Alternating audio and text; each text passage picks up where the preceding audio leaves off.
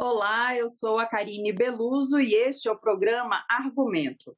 Uma medida provisória editada no fim de agosto dá opção ao Poder Executivo de adiar repasses financeiros ao setor cultural e ao setor de eventos.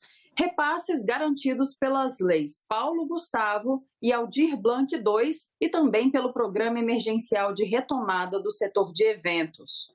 Eu vou conversar agora sobre esse assunto com o senador Paulo Rocha, líder do PT no Senado, que foi o autor do projeto da Lei Paulo Gustavo para socorrer o setor da cultura com mais de 3,8 bilhões de reais, depois de sofrer com as medidas impostas pela pandemia da Covid-19. Senador, muito obrigada pela sua participação aqui no programa. Eu que agradeço, Karine. É muito importante esse programa para a gente esclarecer os interessados e também ficar caracterizando quem é o maior responsável por esta situação. É fundamental dizer primeiro, Karine, que tem diferenças entre a Paulo Gustavo e a Aldir Blanc. A Paulo Gustavo, ela, na verdade, transfere para os entes federativos, no caso, os estados e municípios, esse dinheiro que vem do Fundo Nacional de Cultura. Portanto, o fundo é do setor, não é do governo. O governo apenas gerencia. Esse dinheiro está lá no fundo. Então, não tem nada a ver com a questão do orçamento. O outro projeto, que é este sim, é vinculado ao orçamento. O governo tem que prever no orçamento. Mas como a Paulo Gustavo, aliás, a Aldir Blanc, começa só no outro ano, não tinha por que estar misturado nessa medida provisória. Portanto, é uma posição que fique claro que o governo, já desde o início, não queria transferir esse dinheiro e agora vem com essa medida provisória, no fundo, adiando a aplicação da lei para a partir de 2023. Essa é a questão central. Então, qual é o debate que está colocado? Não só e o setor está mobilizado para isso, para derrubar medidas provisórias. No entanto, nós argumentamos perante a presidência do Senado que ele deveria devolver a medida provisória, porque além de mexer com uma questão que é constitucional, ele usa uma medida provisória.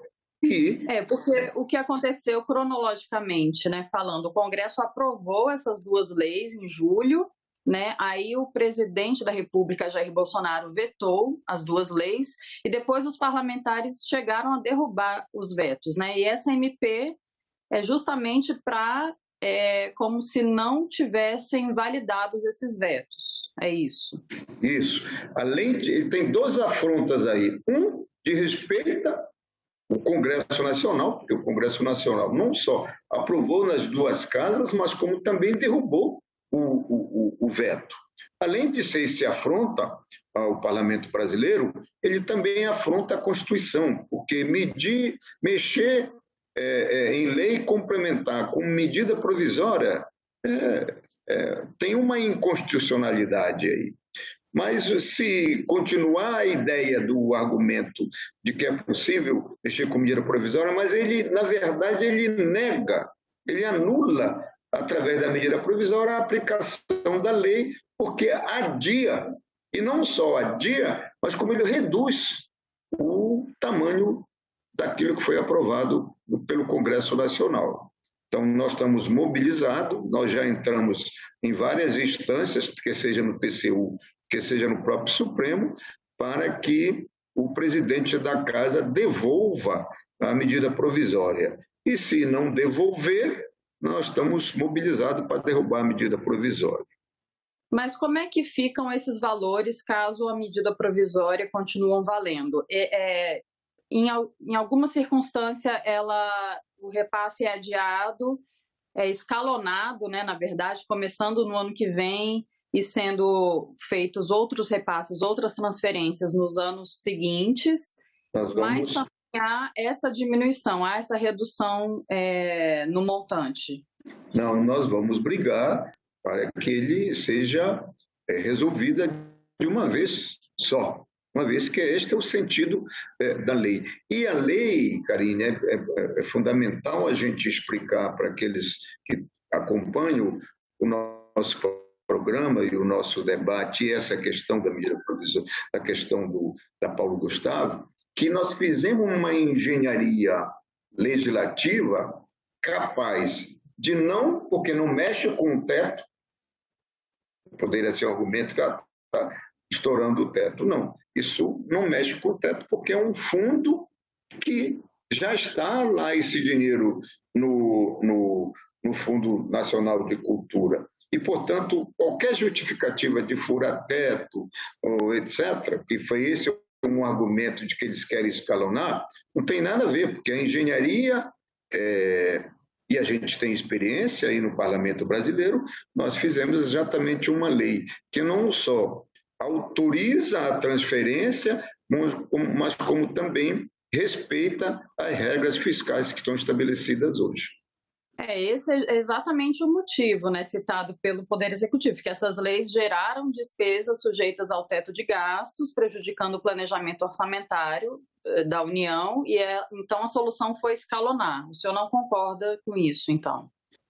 Não, claro, até porque também das primeiras justificativas, quando nós derrubamos o veto, é porque já chegou próxima das eleições. Então,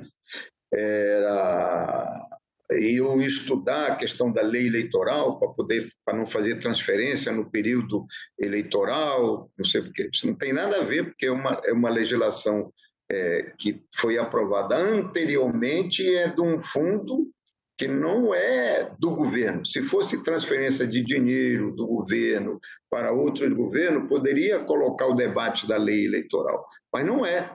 É de um fundo que apenas é gerido pelo governo federal. Este fundo tem propriedade, assim como o FGTS é um fundo de garantia de tempo de serviço dos trabalhadores, o Fundo Nacional de Cultura, ele existe para financiar a cultura do nosso país. Portanto, este fundo já é do setor.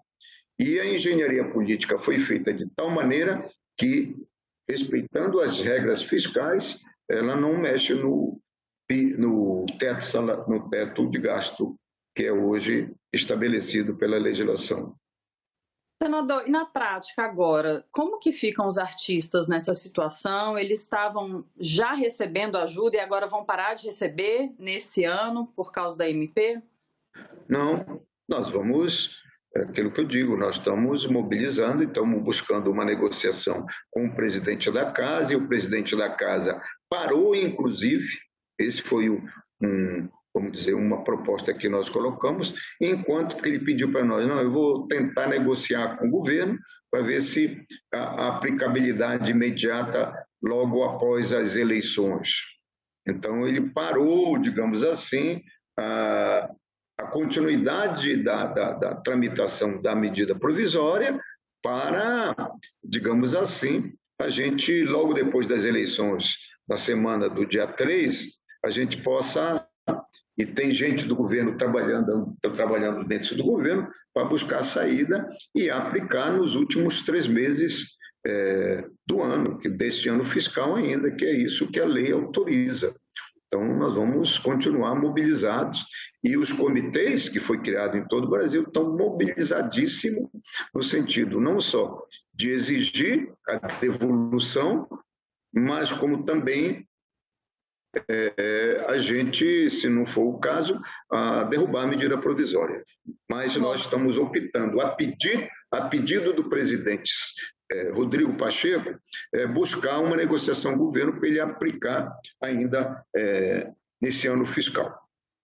Bom, mas de qualquer forma, mesmo com a tramitação da MP parada até as eleições, ela continua valendo, né? A lei continua valendo. A medida provisória, as duas estão valendo, né? A visão é que nós temos a visão, se a medida provisória ela começa a valer à medida que é editada, correto? Ela vence daqui a 3 meses, né? Mas também na nossa visão a lei está valendo. Então o debate vai ser exatamente se ele quer debater pós-eleições, nós vamos colocar exatamente isso na mesa, não. O que vale mais? É a lei que foi aprovada, inclusive derrubado o veto, ou é a medida provisória? Né? Esse é um embate. Tá certo, senador. A gente aguarda, então, para ver como é que vai ficar essa situação e a gente volta a conversar com o senhor, com outros senadores sobre esse assunto aqui no programa. Eu quero agradecer a participação. Há um sentimento grande, né, não só da categoria que está bastante mobilizada, mas também das principais lideranças do Congresso Nacional, de que a gente realmente recupere a validade da lei e que seja executada ainda este ano. Eu vou contar naturalmente com as outras lideranças para a gente buscar esta negociação ou derrubada da medida provisória. Tá certo, senador. Muito obrigada pela sua participação. Eu que agradeço. Obrigada. E agradeço também a você que nos assistiu. Este programa já está disponível no nosso site senado.leg.br/TV e também no nosso canal no YouTube. Obrigada pela audiência e até o próximo argumento.